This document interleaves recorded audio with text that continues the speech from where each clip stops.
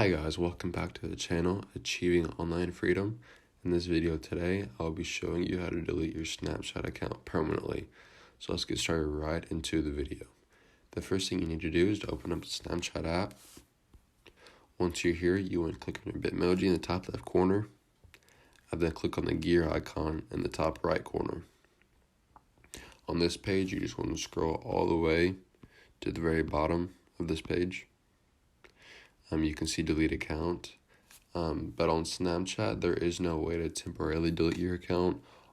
Like platforms like Instagram, you can only permanently delete your Snapchat account, which means if you try to get your account back, everything will be completely lost and you'll have to start from a brand new Snapchat. But if you still want to delete your account, just click the delete button.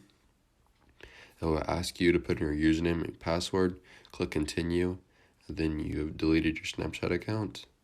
I hope this video helps, and if it did, please make sure to leave a like on the video, and don't forget to subscribe to the channel. It helps out the channel a lot, and I will see you in the next video.